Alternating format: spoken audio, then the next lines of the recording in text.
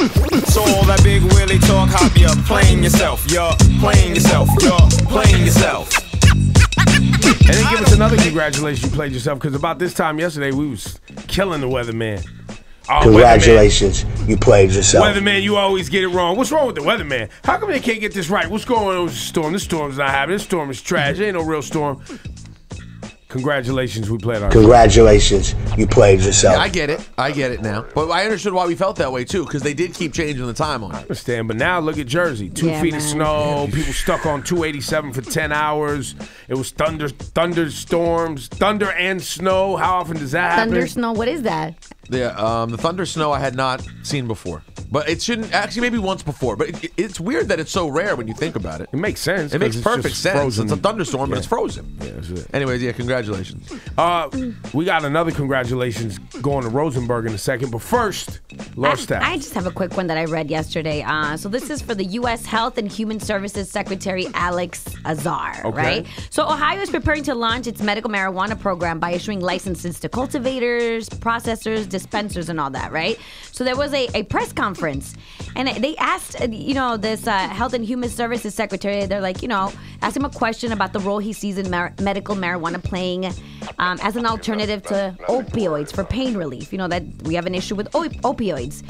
He goes to say, there is really no such thing as miracle marijuana. No such thing. There is no FDA-approved use of marijuana. It's a botanical plant. I just want to be very clear about that. Fam, what are you talking about? Well, what he's talking about is he's on the pharmaceutical company payroll. Of course. That's what he's talking. We should. All that language. All I heard was I get paid by pharmaceutical companies to denounce things that pharmaceutical companies ain't making money on yet, and the government can't necessarily tax the way we want to. So, basically, just give me a.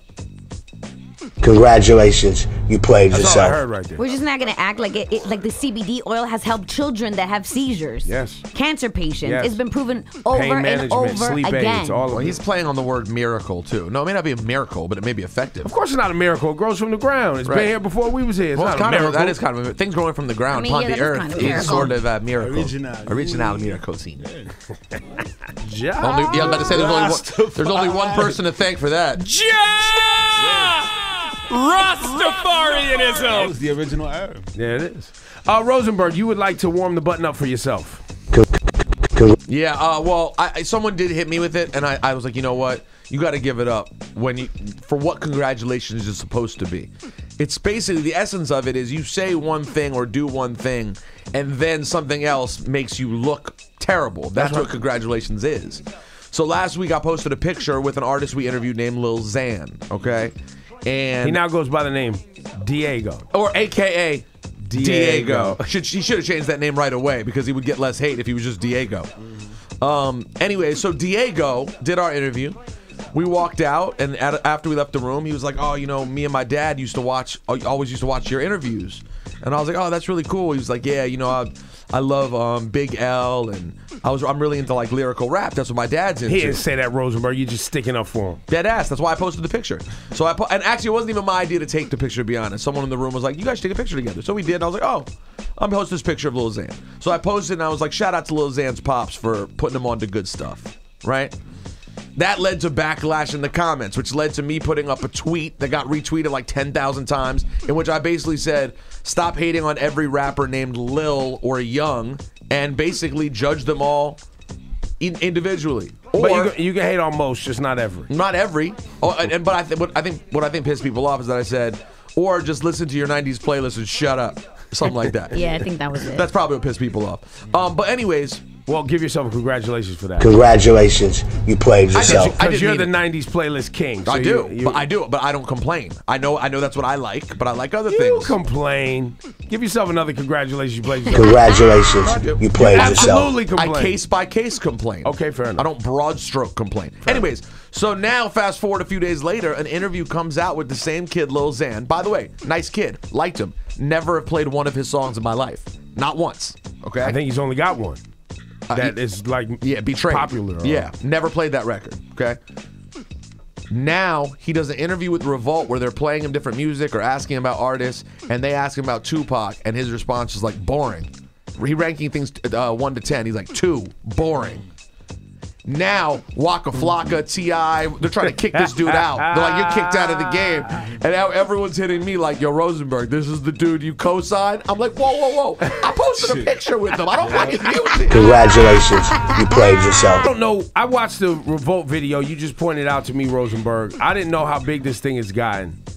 And I don't know if they played him a particular song or if they were just asking him about Tupac in general.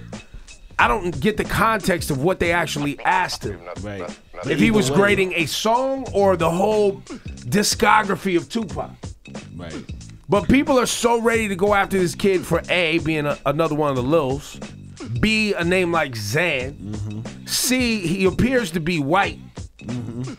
I think he's Hispanic or whatever, but he appears to be white. And when you white and stepping in this hip hop game and you're not respecting an artist like Tupac, you about to catch hands, feet, fades, Fire, flame, venom. You catching all of it.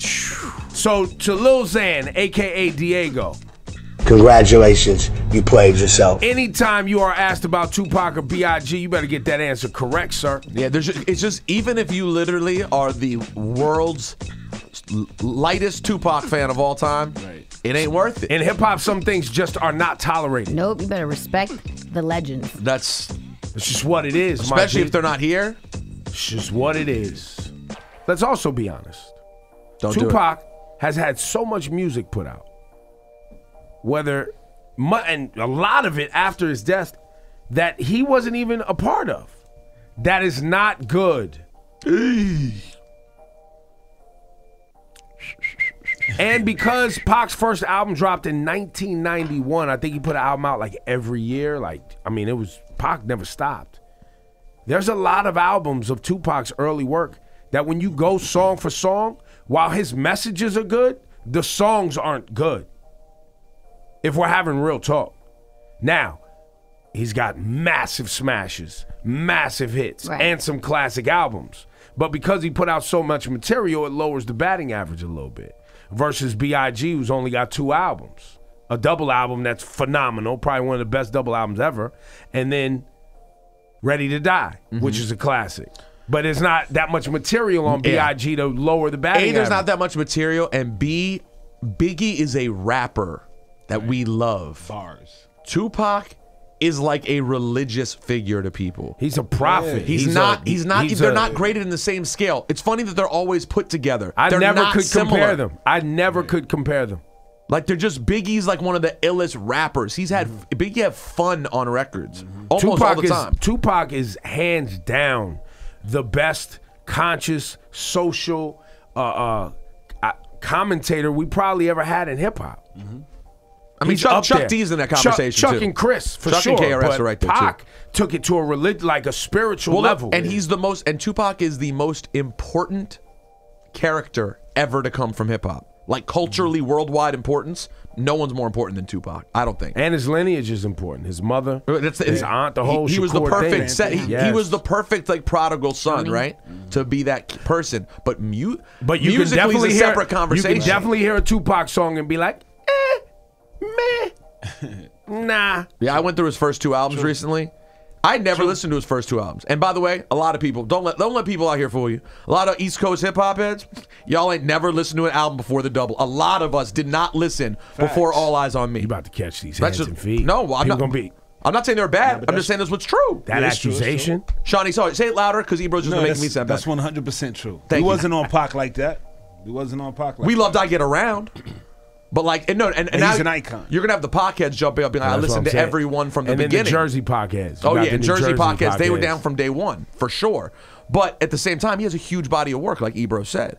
And the ones that really started getting the serious accolades are the double album, All Eyes on Me, and Machiavelli. Those are the ones that got the super duper accolades. But anyways, the point is, when people bring up Tupac, if you're not a huge fan, all you got to say is, "Yo, he was iconic." That's all you got to say. Yeah. Because it's true. Icon, for sure. But you can definitely not like some Tupac songs. How dare you? Don't ever say boring.